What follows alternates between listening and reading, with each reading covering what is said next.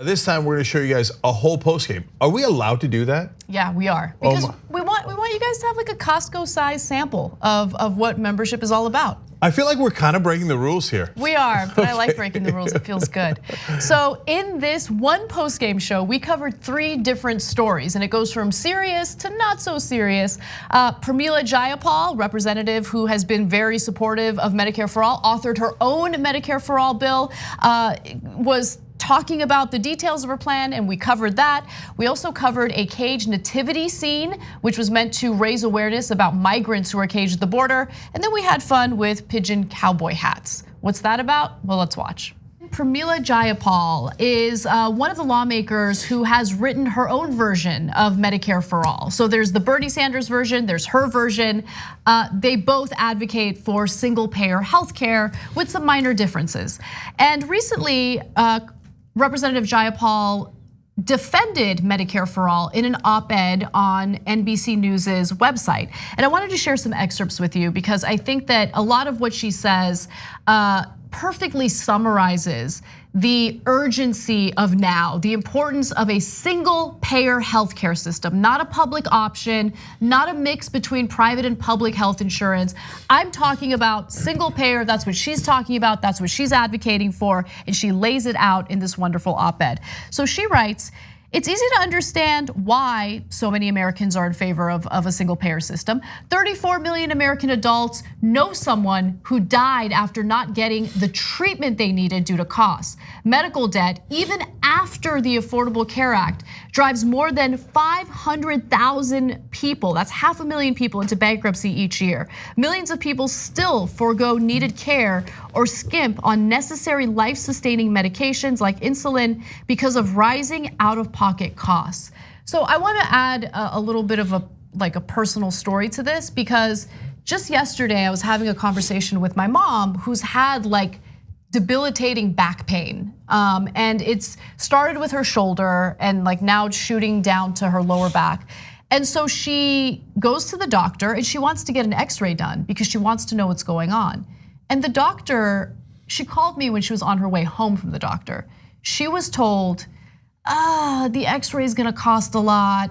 It's not gonna tell you anything, that you don't already know, which by the way, she knows nothing. She's trying to figure out what's wrong with her back. So he advised that she go to CVS or local drugstore, whatever, and buy Salonpas and put Salonpas on where it hurts. Just to like save a money. Spice, or what is Salonpas? I don't know why they named it Salonpas. What is that? Oh, Salonpas. No, it's always Salonpas. It's like a patch. Okay. It's a painkiller? No. Well, it's supposed to alleviate the pain. I don't know exactly how it works. I've never used it before, but it's like a patch that you put on, and it's supposed to. Okay, I just haven't heard of it. Kind of like icy hot, kind of like an icy hot patch. Icy to dull the pain, and then hot to relax it away. Let me give you more from Representative Jayapal. Please. Unlike other proposals, only Medicare for All takes on corporate greed and administrative waste, reducing overall healthcare costs. It would reduce the 12% of healthcare dollars that go to insurance industry profits and high administrative costs, which is incredibly important to do, passing the savings along to the American people. Look, this is such an important point to make because it will save money. Despite all of the smears, all of the misinformation about how this is too expensive and how we can't afford it, in reality, this saves money. Yes. The vast majority of American people are gonna save money under this system, and you pay nothing at the point of care, meaning when you go to the doctor, no deductibles, no co-pays, no premiums, none of that nonsense. Yeah. By the way, I just remembered from one of your earlier graphics that 500,000 medical bankruptcies per year, that was one of those Washington Post fact checks. Oh my God. Where it's like this, I don't know if you saw it, but it's a whole article, like somebody worked at this thing and they said, no, Bernie, don't agree. And then they show in the article yeah, so technically yes, there are, but I don't like the way he said it, so it's rated like Pinocchio's or whatever they do. Yeah, what do you? I know This is your job. You're like, Mom, I want to be a journalist when I grow up, and I want to pick hairs with a politician who's trying to do the right thing. Specific politicians. A specific politician, yes, yeah. So, and also on that, people not getting care because of the cost. One of the segments I recorded for my year-end thing was about survey results of the percentage of Americans who know someone who has put off serious medical treatments because of cost, and it is far higher than it has any right to be, but also higher than I would have expected. So I agree with 98% of what Representative Jayapal wrote in this op-ed. I highly recommend you read it for yourselves. But there was a portion of it that I thought was strange. At least it was strangely worded. So I feel like it would be irresponsible of me to not bring this up. So I'm gonna bring it up. She also writes, only my Medicare-for-all bill would end the stranglehold of private insurance companies. Okay, so let's stop. But that's not true, and she knows that's not true. What are you talking? Because Bernie Sanders also wrote legislation, right? So why is she saying only my bill? Can we put up the graphic again? Is there something later in the sentence that? Okay, so let me give you the entire sentence. Only my Medicare-for-all bill will end the stranglehold of private insurance companies and fix our broken healthcare system that puts corporate profits ahead of patients and their health. Now, I like it less now. Yeah, look. The statement, I mean. The statement is not, it's just not factual, and that bothers me. And look, I don't want to nitpick and I don't want to get into a long discussion about it, but Pramila Jayapal's weird defense of Elizabeth Warren makes no sense to me, right? So Elizabeth Warren and her 2-part Medicare-for-all implementation is ridiculous. Everyone acknowledges that, every progressive acknowledges that, but for some reason, Jayapal thinks no, this makes this makes sense. You start off with a public option, and then in the 3rd year of your first presidential term, when you're running for re-election, that's when you're really gonna fight for Medicare for all. What? So look, I respect her. I've seen other politicians say stuff like that. They really do think it's we gotta give them something to want in the 3rd year, something to inspire them to go out and vote. I don't agree with it, but that's a thing that comes up quite often, I think.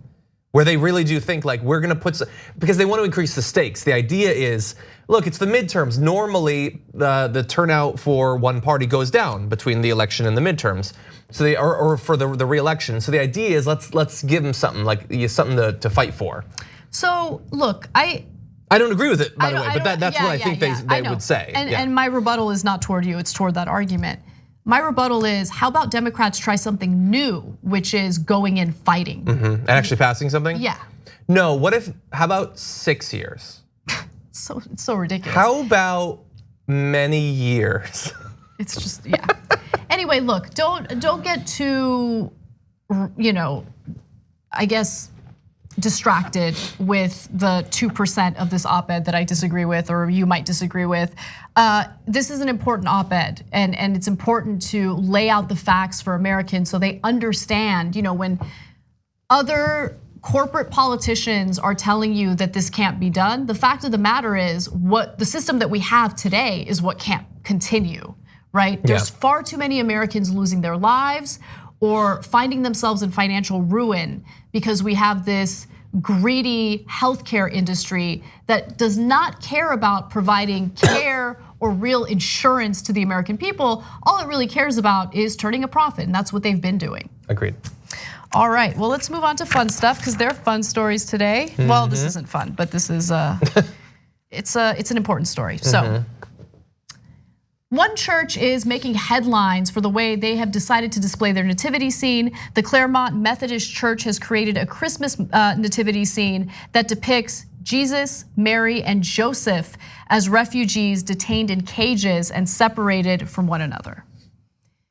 This is the type This is the type of religion-related headline that I'm in favor of, right? Because when you really think about it, it's such a strong statement to conservatives in America who tout their religion, they tout their conservatism, but they're also making excuses for or providing cover for the Trump administration, which has brutalized refugees, dehumanized refugees, literally put children in cages. Yeah, well, and it's a reminder too that although almost always in American politics, when you hear, I'm a Christian and so here's what I want, it tends to be something generally reprehensible. But there are good believers who, my grandfather was a hardcore liberal Christian. That's what drove his politics, was his liberal Christianity. And they're out there, and there are churches, full movements, lots of different types, but they don't tend to be the ones in the halls of power in DC. Yeah, man, you guys wanna know what I learn about John every day I work with him? John Iadarola is a good guy. He's a good dude. He hangs around with a bunch of good guys. It's what I do. It's what I do. I try. I was brought up okay.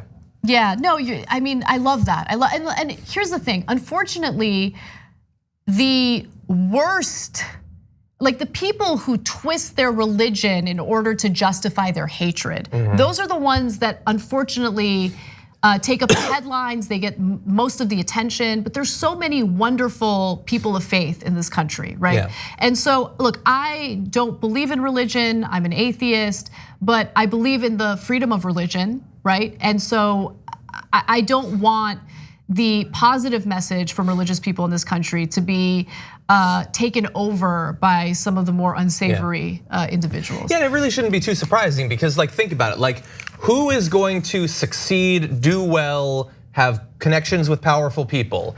The person who's inspired by their religion to go out and like help the homeless every day, or the person who wants to manipulate Christians to give them money so they can buy a private jet? And will tell them whatever they need to hear to hand over their money. Like, of course they're gonna rise higher and they're gonna have the money to influence political campaigns and all of that. It's sick, but it is sick. That's our system. Yeah, I mean, one of those people is Trump's religious advisor, right? She's one of these, what are they called again? Prosperity gospel. Yeah, she believes in the prosperity gospel, and they take advantage of and exploit vulnerable people. It's just sick. So look, this story is not about them. This story is about wonderful religious people who are drawing attention to a very real problem, and they're condemning the Trump administration by displaying the nativity scene the way that they have. And so I just want to read a quick statement from Reverend Karen Clark Ristine. She's the lead pastor at Claremont United Methodist Church. She writes, in a time in our country when refugee families seek asylum at our borders and we are unwillingly separated, or they are unwillingly separated from one another, we consider the most well-known refugee family in the world, Jesus, Mary, and Joseph, the Holy Family. Shortly after the birth of Jesus, Joseph and Mary were forced to flee with their young son from Nazareth to Egypt to escape King Herod, a tyrant. They feared persecution and death. What if this family sought refuge in our country today? Imagine Joseph and Mary separated at the border and Jesus, no older than 2, taken from his mother and placed behind the fences of a Border Patrol detention center, as more than 5,500 children have been the past 3 years. Yeah. This is, it's a powerful statement, and I just want to show him some love, give him a shout out, because far too often bad people make headlines and good people like her should. Yeah, and even if they did make it in, like if someone gave them space, like Tucker Carlson would send a camera crew to be like, there's straw on the floor. Ugh, you should be ashamed. Yeah. You're so right. All right. Okay. Oh God, the worst people in the country are so famous and so rich. They make so much money. Have you ever watched The Apprentice? No, I've literally never watched it. So I've watched a lot of Shark Tank. Not like I've never put on Shark Tank, but I've watched Shark Tank. I've never watched The Apprentice, but I think you should watch The Apprentice, not because it's an entertaining show or it was good. You should watch it because I had never watched it like before Trump was president or whatever. And then I kind of went back while hanging out with friends to see what it was all about. And think about it, Trump had years and years of positive PR leading up to his election. We just didn't realize it because we didn't watch that garbage show. Yes. Yeah. It makes him out to be like this super smart, competent, fierce businessman. And it's funny because usually what they do is that he'll say like one sentence and then they'll cut to a different shot. And I can tell it's because he can't. Because he says something crazy. Yeah. And then in the end, he fires someone. And that's cool. It's the fact that people were into that. They're like, yeah, he's gonna fire someone. Someone's life is gonna be ruined. We're into that. Yeah, I've been forgotten. The economy's really rough on me. I wanna watch someone rich have the power of life and death over a whole bunch of people. So crazy. It's weird, and it's like, so they did definitely, like the point of the show was to create this myth around him, but it's not like that was the first reality show. We know that this stuff is fake. Right, well we do. I don't know if most people know that. I think the biggest mistake we make, and it's not just us, it's just people in general. Like you can't just assume everyone knows what you know. Yeah, right? That's true. It's the post game. Can I just say something that has nothing to do with anything, really? No, you can't say anything. Okay. I'm putting a stop to it. What's up next? No, go. You don't have to ask me permission, John. So everybody gets that reality shows are edited, it's fake, it's scripted, all that stuff. But I guess I still felt like there were certain lines you shouldn't cross. And there's this show, I'm not gonna name names, I guess, but there's this show about magic.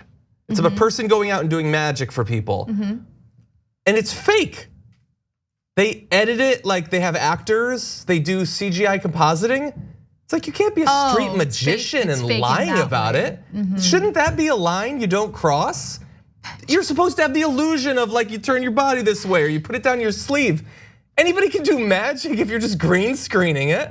I love how you think there are lines that people don't cross in television. We should do a poll. That is definitely a line.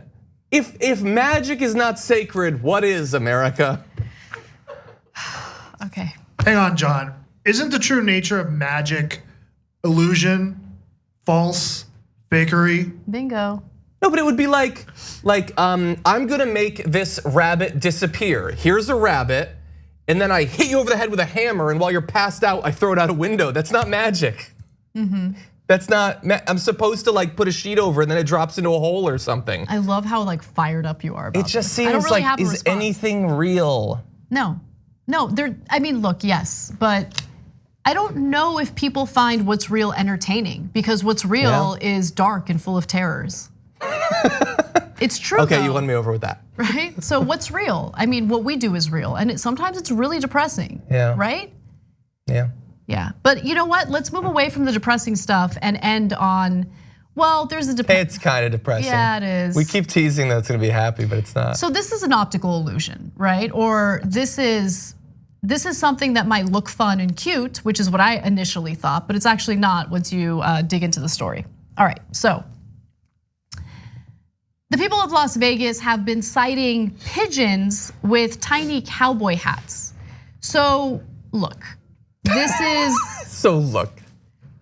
When this story was first pitched to me by our very own Brett Ehrlich, I was highly amused because I thought, first of all, let's just all acknowledge that the pigeons look super cute in the hats. Pigeons, sheriff's in town. Pigeons are serious birds, okay? They wear many hats. And so the story seems fun, but then you do a little digging and it's actually pretty disastrous because whoever is doing this, and we don't know who yet, they're gluing those hats onto the pigeon's head. And that harms the pigeons, obviously, and that's not okay. And hopefully there's an investigation and they find who it is. Now the Guardian wrote about this. I'm gonna read a few excerpts from the piece. I don't know, okay. Cluck Norris can be identified by the red hat he's wearing as opposed to Calamity Jane's pink headgear. There are unconfirmed reports that a third pigeon has fallen victim to the trend and is spotted or sporting a brown hat. The Las Vegas Metropolitan Police Department and the New York Times said it does not appear to be a police matter at this time. So apparently they're not really investigating this. But you know, it's animal cruelty. You can't glue things onto animals. They're not fashion criminals. Yeah. I don't know what I thought when I first saw these videos. Wait, so you just thought that the hat was just resting on it? Okay, but they fly.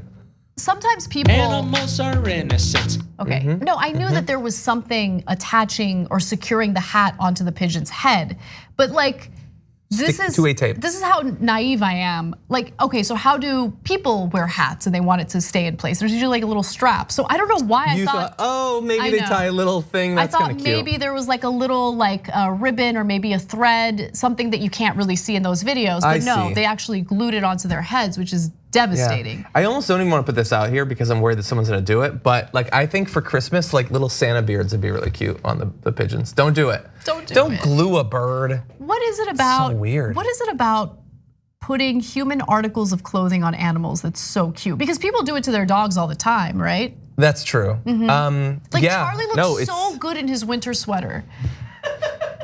He loves it, by the way, okay? And I'm not gluing it on him, so don't come at me. He loves it? He does. I recently put socks on a dog. She didn't like it. Yeah, Charlie's not into socks. One time we went to Big Bear when it was snowing, and we wanted Charlie to play in the snow, but I didn't want him to hurt his paws, so we bought him little like doggy, I've gotten those. Little doggy snow boots. He did not like them. Oh yeah. He was not. He loved the snow. He was super excited like about Uggs, it. I bet. Why? Why would you say he likes Uggs? No reason. You tell me right now. I don't even know, but somehow I knew that it would irritate you if I imply. Okay. Let's be real for a second. Okay. How cute would he look in Uggs? He looks so cute. He would look very cute, and he knows it. He looks cute in everything. He does. Don't glue birds. No, don't. That's the general rule, right? Don't glue birds. The putting your hats on them, like it's a wild animal. It's really weird that you're catching it and holding it to do something to it. Right. Feed the birds if you're so interested in the birds. Is it some sort of like, we're gonna find out it was like a Logan Paul thing or something? Someone bad's behind this. Probably like some YouTube prankster. I bet. Because think about it, you have to set a trap for the bird, basically, because it's gonna run away or fly away, I guess. Let's not get into those details because it's gonna depress me. Yeah, it's just don't do it. Yeah, don't do it. Animals are innocent. Animals are innocent, and remember, the bird is the word.